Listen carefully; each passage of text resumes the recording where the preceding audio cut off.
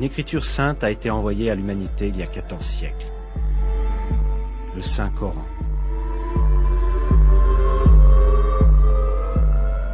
Depuis le jour de sa révélation jusqu'au jour du jugement, il restera le seul et dernier guide pour l'humanité. Il y a d'innombrables preuves indiquant que le Coran est la parole de Dieu. Dans le premier film, nous avons étudié les preuves qui sont des miracles scientifiques du Coran. Dans ce film, nous allons continuer à examiner ces miracles scientifiques qui prouvent que le Coran est la révélation de Dieu. Nous allons voir qu'un grand nombre de faits scientifiques que nous n'avons été capables d'établir qu'en utilisant la technologie moderne, depuis les couches de la Terre jusqu'à la dérive des continents, et depuis le sexe d'un bébé aux particules subatomiques, ont été révélés dans notre livre saint il y a 14 siècles.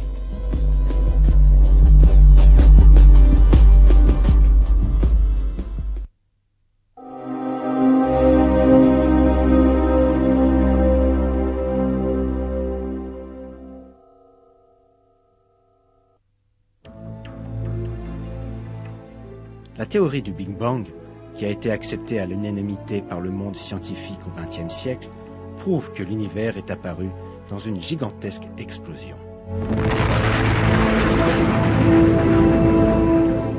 Un verset du Coran a révélé ce fait, il y a 1400 ans.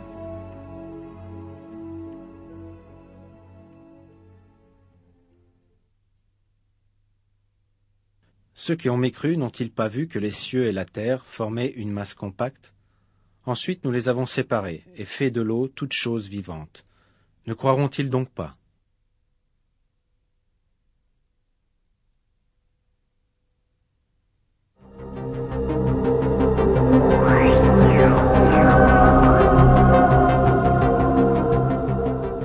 Le mot ratq, qui est traduit par former une masse compacte, signifie en arabe mélanger, fusionner dans le langage courant.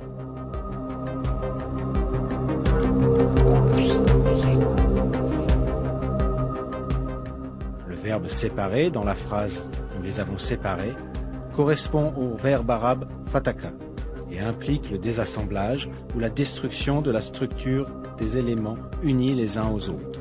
Un fait scientifique très important est décrit ici, la séparation des cieux et de la terre. Curieusement, aux premiers instants du Big Bang, la matière tout entière de l'univers était concentrée en un seul point. Les cieux et la terre, qui n'étaient pas encore créés, se trouvaient dans cet unique point. Puis ce point explosa violemment, en forçant la matière à se désunir, tout comme cela est décrit dans le verset.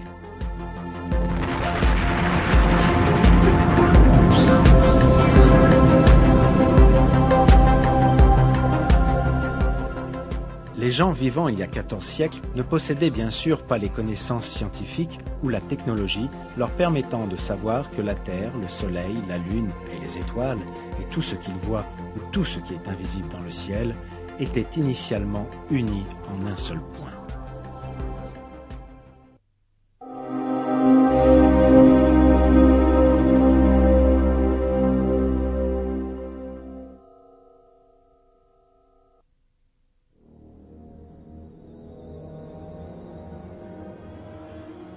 Dans le Coran, Dieu attire notre attention à un attribut très important du ciel.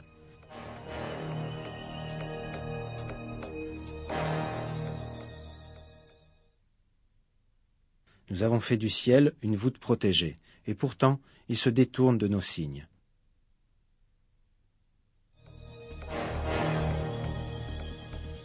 La nature protectrice du ciel, révélée dans le Coran, n'a été découverte qu'à notre époque.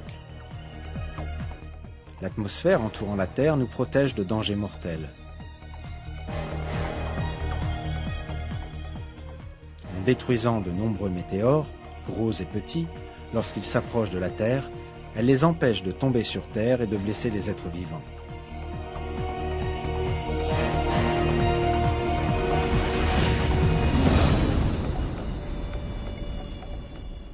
Elle filtre les rayons lumineux venant de l'espace qui sont nuisibles aux êtres vivants.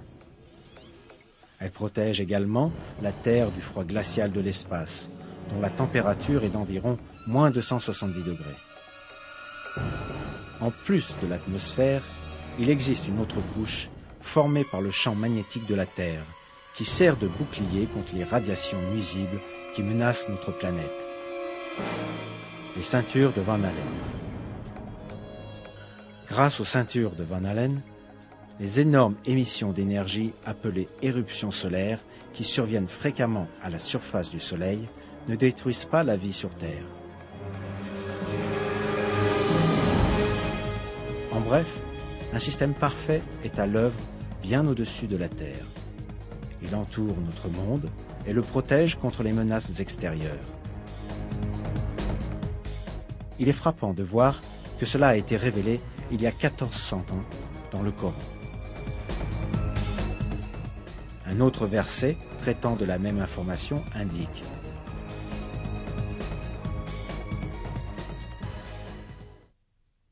c'est lui qui vous a fait la terre pour lit et le ciel pour toit.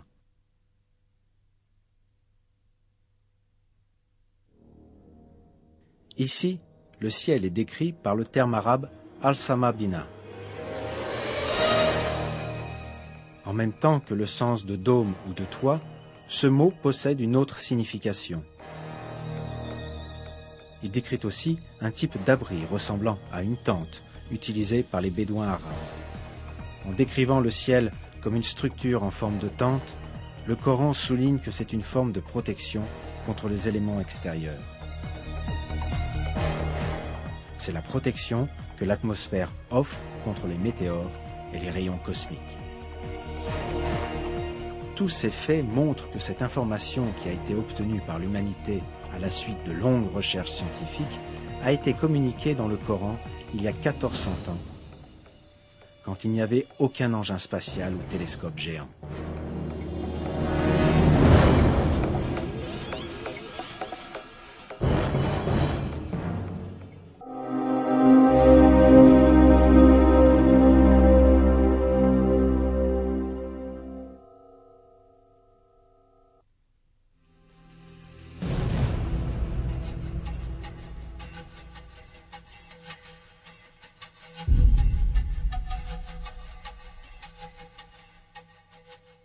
La Terre est composée de 7 couches. La première couche est l'hydrosphère, qui englobe toutes les eaux de la surface terrestre. La seconde couche, la lithosphère, est une strate dure formant la couche supérieure de la Terre. Son épaisseur moyenne est de 80 km.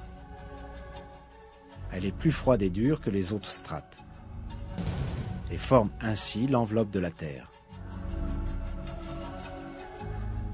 La troisième couche est l'asténosphère. Elle est composée de substances chaudes, semi-solides et fondues. Les quatrième et cinquième couches, respectivement le manteau supérieur et le manteau inférieur, forment une région à haute température épaisse d'environ 2900 km, composée de roches semi-solides. Le noyau de la Terre se compose de deux parties. L'une est le noyau externe liquide, épais de 2200 km. L'autre est le noyau interne solide, épais de 1250 km, les sixième et septième couches. Le fait que la Terre se compose de telles strates n'est connu que suite à de longues recherches utilisant la technologie du XXe siècle. Pourtant, Dieu nous a communiqué cette information dans le Coran, qu'il a rempli de miracles scientifiques il y a 14 siècles.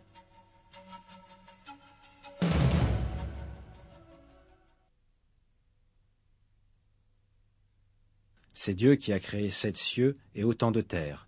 Entre eux, son commandement descend, afin que vous sachiez que Dieu est en vérité omnipotent et que Dieu a embrassé toutes choses de son savoir.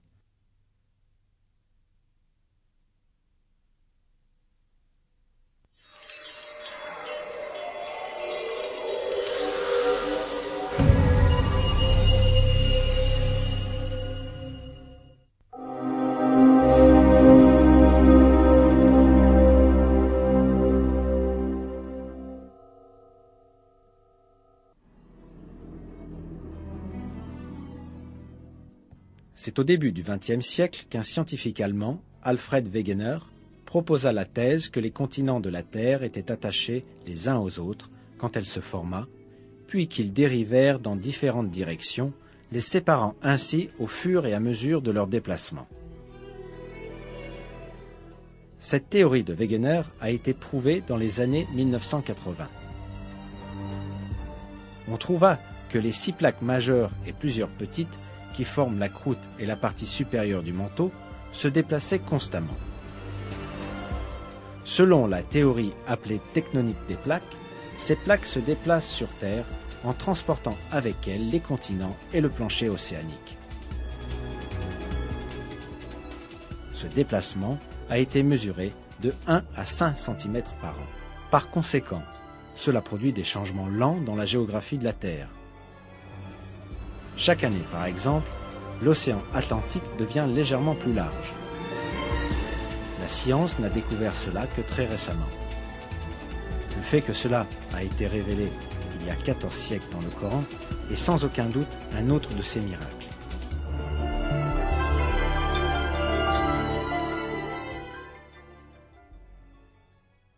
Et tu verras les montagnes, tu les crois figées, alors qu'elles passent comme des nuages.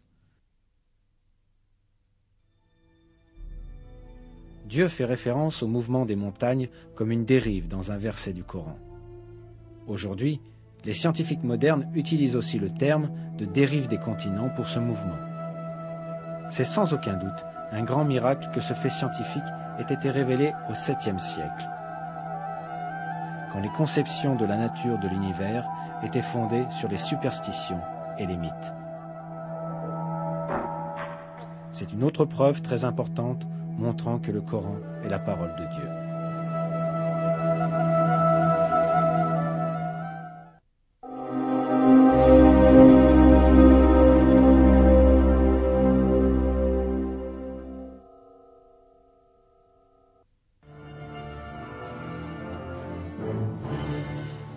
La couche externe de l'atmosphère de la Terre est composée d'un grand nombre de gaz et particulièrement d'oxygène.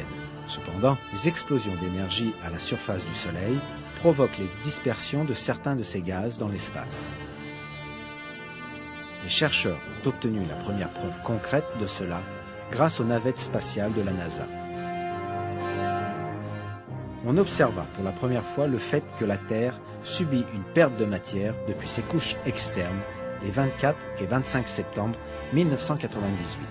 En d'autres mots, 14 siècles après que cette information fut communiquée dans le Coran.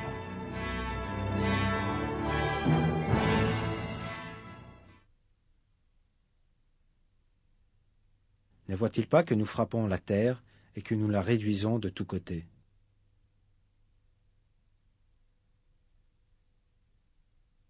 Ne voit-il pas que nous venons à la terre, que nous réduisons de tous côtés?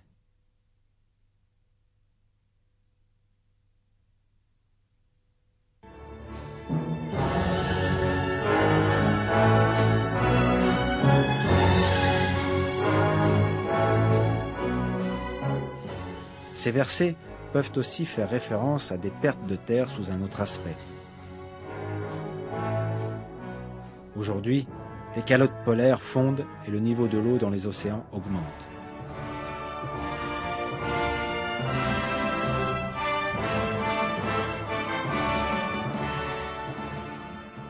L'expression « nous la réduisons de tous côtés » dans les versets peut désigner les zones côtières qui sont recouvertes par l'eau. Bien sûr, Dieu sait mieux.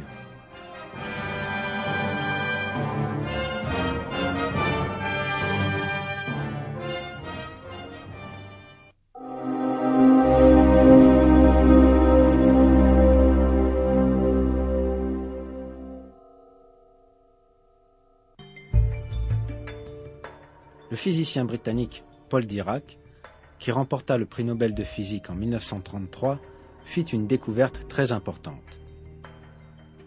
Cette découverte, connue sous le nom de parité, dévoila la dualité connue comme la matière et l'antimatière.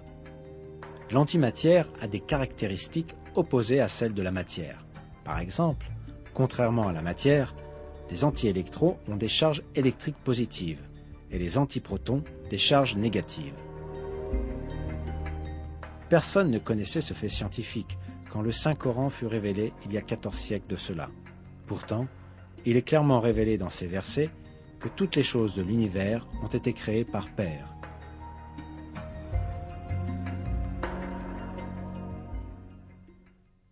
Louange à celui qui a créé tous les couples de ce que la terre fait pousser, d'eux-mêmes et de ce qu'ils ne savent pas.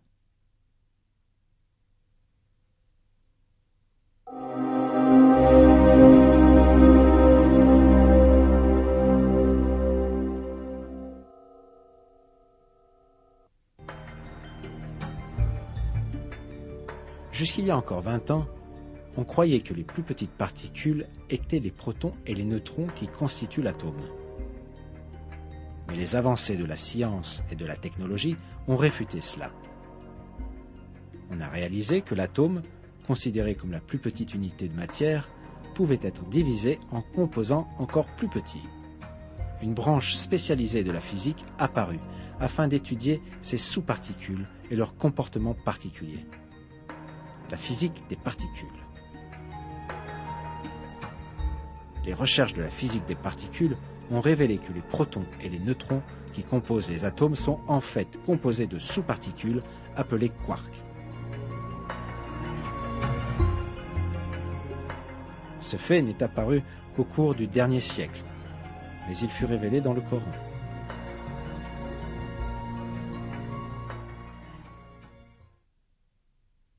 Il, mon Seigneur, est le connaisseur de l'inconnaissable. Rien ne lui échappe, fût-il du poids d'un atome dans les cieux comme sur la terre, et rien n'existe de plus petit ni de plus grand qui ne soit inscrit dans un livre explicite. Dans un autre verset, Dieu nous dit « Il n'échappe à ton Seigneur ni le poids d'un atome sur terre ou dans le ciel, ni un poids plus petit ou plus grand qui ne soit déjà